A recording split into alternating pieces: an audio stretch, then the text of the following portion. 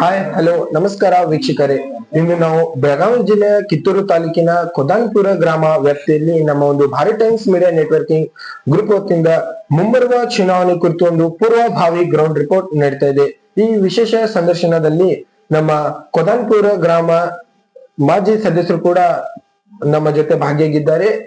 ಇವರು ಒಂದು ರಾಜಕಾರಣದ ಜೀವನದ ಅನುಭವ ಮತ್ತು ಇವರು ಈ ರಾಜಕಾರಣದಲ್ಲಿ ಎಲ್ಲಿಂದ ಹೇಗೆ ಮತ್ತು ಯಾರ ಮುಖಾಂತರ ಈ ರಾಜಕಾರಣದಲ್ಲಿ ಪ್ರವೇಶವಾಗಿದ್ದಾರೆ, ಅದಾದ ನಂತರ ಇವರು ಈ ಅಧಿಕಾರ ಅವಧಿಗೆ ಬರುವ ಮುಂಚೆ ಯಾವ ರೀತಿ ಇವರು ಡೆವಲಪ್ಮೆಂಟ್ ಗಳ ಆಗಿದ್ದು ಆಗಿರ್ಲಿಲ್ಲ, ಅದಾದ ನಂತರ ಇವರು ಈ ಅಧಿಕಾರ ಅವಧಿಗೆ ಬಂದ ಮೇಲೆ ಯಾವ ರೀತಿ ಡೆವಲಪ್ಮೆಂಟ್ ಗಳನ್ನ ಮಾಡಿದ್ದಾರೆ ಮತ್ತು ಇವರಿಂದ ಜನಗಳಿಂದ ಇವರಿಗೆ ಯಾವ ರೀತಿ ಒಂದು ಸಹಾಯ ಸಹಕಾರ ದೊರಕಿದೆ ಎಂಬುದನ್ನ ಇವರಿಂದನೇ ಕೇಳಿತೀವಿ. ಬನ್ನಿ ವೀಕ್ಷಕರೇ. ಸರ್ ನಮಸ್ಕಾರ.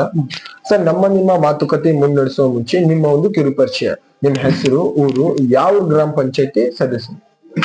ನಮಸ್ಕಾರ ಎಲ್ಲರಿಗೂ. ನನ್ನ ಹೆಸರು ಮಾಂತೇಶ್ ಪರ್ವತ್ ಗೌಡ, ಕೊದಾನ್ಪುರ ಗ್ರಾಮ ಪಂಚಾಯತಿ, ಕಿತ್ತೂರು ತಾಲೂಕು, ಬೆಳಗಾವಿ ಡಿಸ್ಟಿಕ್. ನಾನು ಮಾಜಿ ಅಧ್ಯಕ್ಷನಾಗಿ ಈ ಗ್ರಾಮ ಪಂಚಾಯತಿಯಲ್ಲಿ ಕಾರ್ಯನಿರ್ವಹಿಸಿರುತ್ತೇನೆ. ಸರಿ ಸರ್.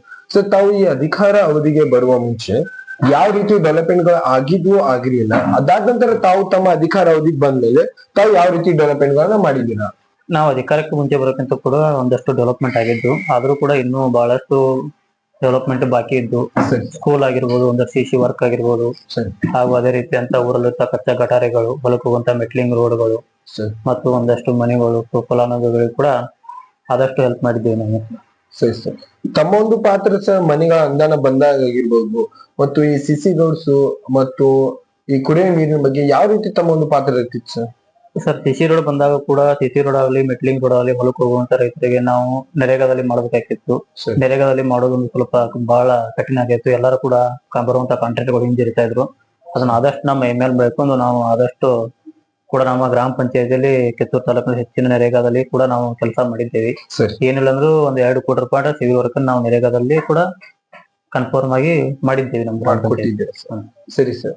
ಸರ್, ತಮ್ಮ ಒಂದು ಈ ಅಧಿಕಾರ ಅವಧಿಗೆ ತಾವು ಬಂದ ಮೇಲೆ ಮಕ್ಕಳ ಶಿಕ್ಷಣ ಅಭಿವೃದ್ಧಿ ಬಗ್ಗೆ ತಮ್ಮ ಒಂದು ಯಾವ ರೀತಿ ಪಾತ್ರ ಇರ್ತಿತ್ತು? ಅದರಲ್ಲಿ ಅಂಗನವಾಡಿ ಕೇಂದ್ರ ಆಗಿರ್ಬೋದು, ಕನ್ನಡ ಪ್ರಾಥಮಿಕ ಶಾಲೆ ಆಗಿರ್ಬೋದು, ಹೈಸ್ಕೂಲ್ ಕೂಡ ಆಗಿರ್ಬೋದು, ತಾವು ವಿಸಿಟ್ ಮಾಡಿ ಅಲ್ಲಿ ಬಿಸಿ ಊಟ ಆಗಿರ್ಬೋದು, ಕುಡಿಯೋ ನೀರಿನ ಬಗ್ಗೆ ವಿಸಿಟ್ ಮಾಡಿ ಯಾವ ರೀತಿ ಚೆಕ್ ಮಾಡ್ತಿದ್ರಿ? ಮಕ್ಕಳ ಜೊತೆ ತಮ್ಮ ಒಂದು ಒಡನಾಟ ಯಾವ ರೀತಿ ಇರ್ತಿತ್ತು? ನಾವು ಅಧಿಕಾರಕ್ಕೆ ಬರೋಕ್ಕಿಂತ ಮುಂಚೆ ನಮ್ಮ ಊರಲ್ಲಿ ಹೈಸ್ಕೂಲ್ ಶಾಲೆಗೆ ಹೋಗುವಂತ ಮಕ್ಕಳಿಗೆ ಇಲ್ಲಿ ಯಾವುದೇ ರೀತಿಯಂತ ಗ್ರೌಂಡ್ ಹಾಕಿಲ್ಲ. ಉತ್ತಮವಾದಂತ ಗ್ರೌಂಡ್ ಅನ್ನ ನಾವು ಕೂಡ ಮಾಡಿಕೊಟ್ಟು ನಮ್ಮ ಸುತ್ತಮುತ್ತ ತಾಲೂಕು ಯಾವ ಗ್ರೌಂಡ್ ಇಲ್ಲಂಗೆ ಅತ್ಯುತ್ತಮವಾಗಿ ಅಭಿವೃದ್ಧಿ ಮಾಡಿದ್ವು. ಅದಾದ ನಂತರ ಸ್ಕೂಲ್ಗಳಿಗೆ ಪೇವರ್ಸ್ ಹಾಕಿದ್ವು ಮತ್ತು ಒಂದಷ್ಟು ಸ್ಕೂಲ್ಗಳಿಗೆ ಹೈಮಾರ್ಕ್ಸ್ ಹಾಕಿದ್ವಿ ಮತ್ತು ಇನ್ನೂ ಒಂದಷ್ಟು ಸ್ಕೂಲ್ಗಳಲ್ಲಿ ಅಂಗನವಾಡಿ ಮಕ್ಕಳಿಗೆ ಹೋಗೋ ಕಟ್ಟಡ ಹಾಕಲ್ಲ. ಒಂದ್ 2 ಹೊಸ ಕಟ್ಟಡಗಳನ್ನು ಕೂಡ ಮಾಡಿದ್ದೇವೆ. 25 lakhs 2 ಹೊಸ ಕಟ್ಟಡಗಳು ನಮ್ಮ ನರೇಗಾದಲ್ಲಿ ಮಾಡಿದ್ದೇವೆ. ಇನ್ನ ಸ್ಕೂಲ್ಗಳಂದ್ರೆ ಪ್ರತಿಯೊಂದು ನಮ್ಮ ಗ್ರಾಮ ಪಂಚಾಯತ್ ಒಂದು 7 ಸ್ಕೂಲ್ ಬರ್ತಾವೆ. 7 ಸ್ಕೂಲ್ ಕೂಡ ಪೇವರ್ಸ್ ಹಾಕಿಸಿ ಸ್ಕೂಲ್ಗಳಿಗೆ ಕೂಡ ನಾವು ಸಿವಿಲ್ ವರ್ಕ್ ಅಲ್ಲಿ ಒಂದು 3.5 4 ಕೋಟಿ ರೂಪಾಯಿ ಕೆಲಸವನ್ನು ಮಾಡ್ತಿದ್ದೇವೆ. ಸರಿ ಸರ್. ತಮ್ಮೊಂದು ಈ ಅಧಿಕಾರ ಅವಧಿ ತಾವು ಬಂದ ಮೇಲೆ ತಮ್ಮ ವಾರ್ಡಿನ ಜನರಾಗಿರ್ಬೋದು ಮತ್ತು ಗ್ರಾಮಸ್ಥರ ಆರೋಗ್ಯದ ಬಗ್ಗೆ ತಮ್ಮ ಒಂದು ಪಾತ್ರ ಯಾವ ರೀತಿ ಇರ್ತಿತ್ತು ಸರ್? ನಮ್ಮ ವಾರ್ಡಿನ ಜನರ ಆರೋಗ್ಯ ಬಗ್ಗೆ ನಮ್ಮಲ್ಲಿ ಯಾವುದೇ ರೀತಿಯಿಂದ PH ಹಾಕಲ್ಲ. ಪ್ರಾಥಮಿಕ ಸಂಗೊಳ್ಳಿ ಕೇಂದ್ರಕ್ಕೆ ಹೋಗ್ಬೇಕು. ಮತ್ತೆ ಇನ್ನಿಲ್ಲಿ ಕುಡಿಯುವ ನೀರಿನ ಸಮಸ್ಯೆ ಅಂತ ಕೂಡ ಅಷ್ಟೊಂದು ಏನು ಸಮಸ್ಯೆ ಇಲ್ಲ. ಸ್ವಲ್ಪ ಬೇಸಿಗೆ ಕಾಲದಲ್ಲಿ ಸ್ವಲ್ಪ ಏರುಪೇರು ಆಗುತ್ತೆ ಕಾಮನ್ ಆಗಿ. ಅದು ಬಿಟ್ರೆ ಇಲ್ಲಿ ಉತ್ತಮವಾದ ನೀರು ಬರ್ತೈತಿ. ಮತ್ತೆ ಇನ್ನು ಶಾಲಾ ಮಕ್ಕಳಿಗೂ ಕೂಡ ಇಲ್ಲಿ ನೀರಿನ ವ್ಯವಸ್ಥೆ ಐತಿ. ಮತ್ತೆ ಸ್ವಲ್ಪ ಊಟದ ಮೊದಲು ಪ್ರಾಬ್ಲಮ್ ಇತ್ತು, ಇವಾಗ ಅದನ್ನು ಕೂಡ ಚೇಂಜಸ್ ಮಾಡಿದ್ದೇವೆ. ಉತ್ತಮವಾದ ಬರ್ತಾ ಇದೆ ಮತ್ತು ಗ್ರಾಮಸ್ಥರಿಗೂ ಕೂಡ ಇಲ್ಲಿ ಅಂತ ಆರೋಗ್ಯದಿಂದ ಒಂದು ಲೆವೆಲ್ ಅಲ್ಲಿ ಮೇಂಟೈನ್ ಇದೆ, ಚೆನ್ನಾಗಿದೆ. ಸರಿ ಸರ್. ಸರ್, ಇವಾಗ ನಿಮ್ಮ ಅಧಿಕಾರ ಅವಧಿ ಮುಗಿದಾದ ನಂತರ ಆಡಳಿತ ಅಧಿಕಾರಿ ಮತ್ತು ಗ್ರಾಮ ಅಭಿವೃದ್ಧಿ ಅಧಿಕಾರಿ ಕೂಡ ನೇಮಿತವಾಗಿದ್ದಾರೆ.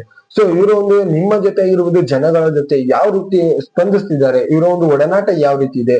ಮೂಲ ಸೌಕರ್ಯಗಳಿಗೆ ಇವರು ಯಾವ ರೀತಿ ಬೆಂಬಲ ಕೊಡ್ತಾ ಇದ್ದಾರೆ? ಸರ್, ಆಡಳಿತ ಅಧಿಕಾರಿ ಅಂದ್ರೆ ಏನು ಬರುತ್ತೆ, ಇವರು ಮೂಲ ಸೌಕರ್ಯನ ನೀರು ಮತ್ತು ಕರೆಂಟ್ ಅನ್ನು ಅಷ್ಟೇ ಕೊಡ್ತಾರೆ. ಯಾಕಂದ್ರೆ ಯಾವುದೇ ರೀತಿಯಂತ ಡೆವಲಪ್ಮೆಂಟ್ ಇವರಿಗೆ ಮಾಡಕ್ ಆಗೋದಿಲ್ಲ. ಯಾಕಂದ್ರೆ ಜನರಿಂಬಲ್ಲಿ ಇವರು ಒಡನಾಟ ಕಡಿಮೆ ಇರ್ತವೆ. ಯಾವುದೇ ಒಂದು ಅಭಿವೃದ್ಧಿ ಕೆಲಸ ಆಗ್ಬೇಕಂದ್ರೆ ಅಲ್ಲಿ ಜನರ ಆಕ್ಷೇಪಣೆ ಬರ್ತವೆ. ಯಾಕಂದ್ರೆ ಅಧಿಕಾರ ಇರೋದ್ಕಿಂತನೂ ಕಮಿಟಿ ಇರುವುದೇ ಬಹಳ ಒಳ್ಳೆಯದು. ಯಾಕಂದ್ರೆ ಅಧಿಕಾರಿಗಳಿಗೆ ಅಷ್ಟೊಂದು ಮೇಂಟೈನ್ ಮಾಡಕ್ ಆಗೋದಿಲ್ಲ.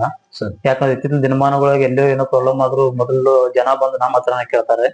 ಈಗ ಆಡಳಿತ ಅಧಿಕಾರಿ ಆದ್ರೆ ಅಲ್ಲಿ ಹೋಗ್ರನ್ನ ಕೂಡ ನಮಗೂ ಕೂಡ ಬರೋದಿಲ್ಲ. ನಾವು ಇಲ್ಲಿ ಬಂದು ಹಸ್ತಕ್ಷೇಪನು ಮಾಡಕ್ಕೂ ಕೂಡ ಬರೋದಿಲ್ಲ. ಆಡಳಿತಾಧಿಕಾರಿ ಇರುವಂತ ತಾಲೂಕು ಅಧಿಕಾರಿಗಳು ನೇಮಕ ಮಾಡಿರ್ತಾರೆ. ತಾಲೂಕು ಅಧಿಕಾರಿಗಳು ಪ್ರತಿದಿನ ಇಲ್ಲಿ ಬಂದು ವಿಸಿಟ್ ಮಾಡಕ್ ಆಗೋದಿಲ್ಲ.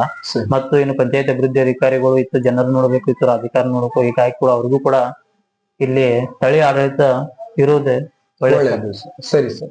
ಸರ್ ಇವಾಗ ರಾಜ್ಯ ಸರ್ಕಾರದ ಆದೇಶ ಪ್ರಕಾರ ಮತ್ತು ನಿರ್ಧಾರ ಪ್ರಕಾರ ಒಂದು ಗ್ರಾಮ ಒಂದು ಚಿಹ್ನೆ ಇದರ ಬಗ್ಗೆ ನಿಮ್ಮ ಅಭಿಪ್ರಾಯ ಏನಿದೆ ಸರ್? ನಿಮ್ಮ ಅನಿಸಿಕೆ ಏನಿದೆ? ಒಂದು ಗ್ರಾಮ ಒಂದು ಚಿಹ್ನೆ ಬಗ್ಗೆ ಹೇಳ್ಬೇಕಂದ್ರೆ ಸರ್, ಯಾವುದೇ ರೀತಿಯಾದಂತ ಗ್ರಾಮ ಸ್ಥಳೀಯ ಮಟ್ಟದಲ್ಲಿ ಪಕ್ಷಾತೀತವಾಗಿ ಸ್ಥಳೀಯ ಎಲೆಕ್ಷನ್ಗಳು ಹೋಗೋದಿಲ್ಲ.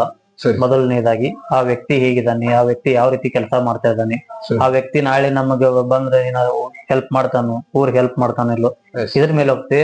ಯಾಕಂದ್ರೆ ಯಾವುದೇ ಆಡಳಿತ ಪಕ್ಷ ಬಿಜೆಪಿ ಇರ್ಲಿ ಕಾಂಗ್ರೆಸ್ ಇರ್ಲಿ ಇಲ್ಲಿ ಸ್ಥಳೀಯವಾಗಿ ಯಾರು ಕೂಡ ನೋಡೋದಿಲ್ಲ. ಸರಿ ಸರ್. ಆ ವ್ಯಕ್ತಿಯ ವರ್ಚಸ್ಸಿನ ಮೇಲೆ ಈ ಆಯ್ತು. ಸ್ಥಳೀಯ ಮಟ್ಟದ ಆಯ್ಕೆ ಕೂಡ ನಡೆಯುತ್ತೆ. ಸರಿ ಸರ್. ಹಾ ಸರ್, ತಾವು ಈ ರಾಜಕಾರಣದಲ್ಲಿ ಎಲ್ಲಿಂದ ಮತ್ತು ಹೇಗೆ ಯಾರ ಮುಖಾಂತರ ಪ್ರವೇಶವಾಗಿದ್ದೀರಾ? ನಾನು ಈ ರಾಜಕಾರಣಕ್ಕೆ ಬರೋಕಂದ್ರೆ ನಮ್ಮ ಊರಿನ ರಾಜೇಂದ್ರ ನಾಮದಾರ್ ಅವರ ಮುಖಾಂತರ ನಾನು ಇಲ್ಲಿ ಪ್ರವೇಶವನ್ನು ಪಡಿಸಿದ್ದೆ ರಾಜಕಾರಣಕ್ಕೆ. ಎಸ್ ಹಾಗೂ ಅವರ ನೇತೃತ್ವದಲ್ಲಿ ಕೂಡ ನಮ್ಮ ಊರಲ್ಲಿ ಒಂದು ಚೈನ್ ನಡೀತು. ನಮಗೂ ರಾಜಕಾರಣದ ಬಗ್ಗೆ ಅನುಭವ ಇರಾಕಲ್ಲ, ಅವರ ಕರೆದು ಇಲೆಕ್ಷನ್ ಮಾಡಿ ನೀವು ಯುವಕರು ಮುಂದೆ ಬರಬೇಕು, ಎಸ್ ನಿಮ್ಮಂತ ಯುವಕರಿಂದ ಊರು ಅಭಿವೃದ್ಧಿ ಆಕಾವ, ಶಾಲೆಗಳ ಅಭಿವೃದ್ಧಿ ಆಕಾವ ಅಂತಂದಕ್ಕಾಗಿ ನಾವು ಒಂದು ಚೈನಾವನ್ನು ಮಾಡ್ಕೊಂಡು ಅವರ ಇದ್ರೊಳಗೆ ನೇತೃತ್ವದೊಳಗೆ ಇಲ್ಲಿ ಕಮಿಟಿ ಪ್ರವೇಶ ಆಗಿ ಅವ್ರದೇ ಚೈನ ಬಂದ ಪ್ರವೇಶ ಮಾಡಿದ್ವಿ. ಸರಿ ಸರ್. ತಾವು ಈ ರಾಜಕಾರಣಕ್ಕೆ ಬರ್ಲಿಕ್ಕೆ ಕಾರಣ ಸರ್? ಯಾವ ಉದ್ದೇಶದಿಂದ ತಾವು ಈ ರಾಜಕಾರಣಕ್ಕೆ ಬಂದಿದ್ದೀರಾ? ಉದ್ದೇಶ ಏನ್ ಹೇಳ್ಬೇಕಂತ ಊರಿಗೆ ಅಭಿವೃದ್ಧಿ ಮಾಡ್ಬೇಕು. ಮತ್ತೆ ಯಾಕಂದ್ರೆ ನಾವು ಬರೋಕ್ಕಿಂತ ಮುಂದೆ ಶಾಲಾ ಮಕ್ಕಳಿಗೂ ಕೂಡ ಇಲ್ಲಿ ಉತ್ತಮವಾದ ಆಡಳಿತ ಹಾಕಲ್ಲ, ಮತ್ತೆ ಇರುವಂತ ಡಿಜಿಟಲ್ ಗ್ರಂಥಾಲಯಗಳು ಹಾಕಲ್ಲ. ಯಾಕಂದ್ರೆ ಸಾಕಷ್ಟು ಜನ ಬಂದಿದ್ರು, ಇದನ್ ಮಾಡಿದ್ರು ಅಂದು ಅವರು ಡೆವಲಪ್ಮೆಂಟ್ ಮಾಡಿದ್ರು.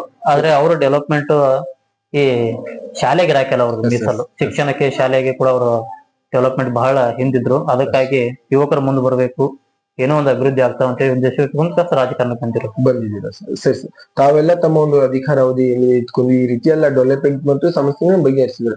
ಇನ್ನು ಕೂಡ ಸರ್ ತಮ್ಮ ಗ್ರಾಮದಲ್ಲಿ ಯಾವ ರೀತಿ ಡೆವಲಪ್ಮೆಂಟ್ ಆಗುವ ನಿಮ್ಮ ಅಭಿಪ್ರಾಯ ಇದೆ? ಉನ್ನತ ಮಟ್ಟದಲ್ಲಿ ಇನ್ನು ಯಾವ ರೀತಿ ಸಮಸ್ಯೆಗಳು ಇದಾವೆ ತಮ್ಮ ಗ್ರಾಮದಲ್ಲಿ? ಉನ್ನತ ಮಟ್ಟದ ಸಮಸ್ಯೆಗಳು ಈಗ ಮತ್ತೆ ಒಂದು ಪ್ರಾಥಮಿಕ ಕೇಂದ್ರ ಆಗ್ಬೇಕು, ನಮ್ಮಲ್ಲಿ ಆರೋಗ್ಯ ಚಿಕಿತ್ಸಾ ಕೇಂದ್ರ ಇಲ್ಲ, ಅದು ಕೂಡ ಆಗ್ಬೇಕು. ಮತ್ತೆ ಇರುವಂತ ಇನ್ನೊಂದ್ ಸ್ವಲ್ಪ ಕನ್ನಡ ಶಾಲೆಗೆ ಕೂಡ ಇಲ್ಲಿ ಸ್ವಲ್ಪ ಇದೆ. ಸರಿ ಯಾಕಂದ್ರೆ ಇಲ್ಲಿ ನಮ್ಮ ಸ್ಥಳೀಯ ಅನುದಾನ ಸಾಕಾಗ್ತಾ ಇಲ್ಲ. ಸರಿ ಮೇಲಿನ ದೊಡ್ಡ ಶಿಕ್ಷಣ ಕ್ಷೇತ್ರದಿಂದ ಅನುದಾನಗಳು ಬಂದ ಡೆವಲಪ್ಮೆಂಟ್ ಆಗ್ಬೇಕಂತ ಆಸೆ ಪಡ್ತೀನಿ. ಸರಿ ಸರ್. ತಮ್ಮ ಒಂದು ಈ ಗ್ರಾಮ ಪಂಚಾಯತಿ ವ್ಯಾಪ್ತಿಯಲ್ಲಿ 3 ಗ್ರಾಮಗಳು ಸೇರಿ ಬರ್ತವೆ ಸರ್. ಸೊ ಈ 3 ಗ್ರಾಮದ ಸಮಸ್ಯೆಗಳು ಯಾವ ರೀತಿ ನೀವು ಡೆವಲಪ್ಮೆಂಟ್ ಮಾಡ್ಬೇಕು ಇನ್ನೂ ಕೂಡ ಅನ್ನೋ ಅಭಿಪ್ರಾಯ ಇದೆ? 3 ಗ್ರಾಮದ ಡೆವಲಪ್ಮೆಂಟ್ ನಾವು ಆಲ್ರೆಡಿ ಮಾಡಿದ್ದೇವೆ. ಇನ್ನೇನು ಒಂದ್ ಸ್ವಲ್ಪ ಸಿಸಿ ಗಟಾರಿಗಳು, ಒಂದು 20% ಸಿಸಿ ರಸ್ತೆಗಳು ಮಾಡೋದಷ್ಟೇ ಪೆಂಡಿಂಗ್ ಇದಾವೆ. ಅವೊಂದ್ ಸ್ವಲ್ಪ ಕಂಪ್ಲೀಟ್ ಆದ್ರೆ ಮುಂದಿನ ದಿನಮಾನಗಳು ಎಲ್ಲರೂ ಕೂಡ ಉತ್ತಮವಾಗಿ ಮಾಡುವ ಅಭಿಪ್ರಾಯ ಹೊಂದಿದ್ದೀರಾ ಸರ್? ಸರಿ ಸರ್. ಸರ್ ತಮ್ಮನ್ನ ಆರಿಸಿ ತಂದಂತ ನಿಮ್ಮ ಜನಪ್ರೇಮಿಗಳು ಮತ್ತು ನಿಮ್ಮ ಒಂದು ಅಚ್ಚುಕಚ್ಚಾಗಿ ನಿಮ್ಮ ಕೆಲಸವನ್ನು ಮೆಚ್ಚುಗೆ ಪಟ್ಟು ಮುಂಬರುವ ಚುನಾವಣೆಯಲ್ಲಿ ನಿಮ್ಮನ್ನೇ ಆರಿಸಿ ನಿಮ್ಮನ್ಗೆ ಮತ್ತೊಂದು ಅವಕಾಶ ಕೊಟ್ಟು ಆಯ್ಕೆ ಮಾಡುವ ಬೇಡಿಕೆ ಕೂಡ ಇದೆ ಮತ್ತು ಅಭಿಪ್ರಾಯ ಕೂಡ ಇದೆ. ಸೊ ನಿಮ್ಮ ಅಭಿಪ್ರಾಯ ಏನಿದೆ? ತಾವು ಮುಂಬರುವ ಚುನಾವಣೆಗೆ ಭಾಗಿ ಆಗ್ತಿದ್ದೀರಾ ಅಥವಾ ಬೇರೆದವ್ರಿಗೆ ಅವಕಾಶ ಮಾಡಿಕೊಡ್ತಿದ್ದೀರಾ? ಮೊದಲನೇದಾಗಿ ಹೇಳ್ಬೇಕಂದ್ರೆ ಈಗ ನಮ್ಮನ್ನ ಇಲ್ಲಿ ಆರಿ ತಂದಕ್ಕಂತ ಜನರಿಗೆ ನಾನು ತುಂಬ ಹೃದಯದ ಧನ್ಯವಾದ ತಿಳಿಸ್ತೇನೆ. ಯಾಕಂದ್ರೆ ನಮ್ಮ 5 ವರ್ಷದ ಆಡಳಿತ ಅಧಿಕಾರದಲ್ಲಿ ಅವ್ರಿಗೆ ಯಾವುದೇ ರೀತಿಯಂತ ದನದ ಕೊಟ್ಟಿಗೆಗಳು ಇರಬಹುದು, ಹಾಗೂ ಜನತಾ ಮನೆಗಳು ಇರಬಹುದು, ಫ್ಲಡ್ ವಿಷಯದಲ್ಲಾಗಲಿ ಮತ್ತು ಹಾಗೂ ಅದೇ ರೀತಿಯಾದಂತ ಇನ್ನುಳಿದಂತ ಶೌಚಾಲಯಗಳಾಯ್ತು, ಮತ್ತು ಅವರ ವೈಯಕ್ತಿಕ ಕಾಮಗಾರಿ ನಿಧಿಗಳಲ್ಲಿ ಕೂಡ ಎಲ್ಲರಿಗೂ ಕೂಡ ನಾವು ಬಂದವರಂತ ಯಾವ ಪಕ್ಷಾತೀತವಾಗಿ ಕೆಲಸ ಮಾಡಿಕೊಟ್ಟೇವಿ. ಮುಂದ ಜನರ ಅಭಿಪ್ರಾಯ, ಜನರ ಇಷ್ಟ, ಅವರ ಅಭಿಪ್ರಾಯದ ಮೇರೆಗೆ ನಾವು ಮುಂದುವರಿತೇವೆ. ಜನ ಒಂದು ಅಭಿಪ್ರಾಯ ಮೇಲೆ ತಾವು ಒಂದು ಬಿಡ್ತಿತ್ತು. ಸರಿ ಸರ್. ಇಲ್ಲಿವರೆಗೂ ಕೂಡ ನಿಮ್ಮ ಸಮಯ ನಮ್ಮ ಭಾರತ್ ಟೈಮ್ಸ್ ಮೀಡಿಯಾ ನೆಟ್ವರ್ಕಿಂಗ್ ಗ್ರೂಪ್ಗೆ ನೀಡಿದ್ದಕ್ಕೆ ತುಂಬಾ ಹೃದಯದ ಧನ್ಯವಾದಗಳು.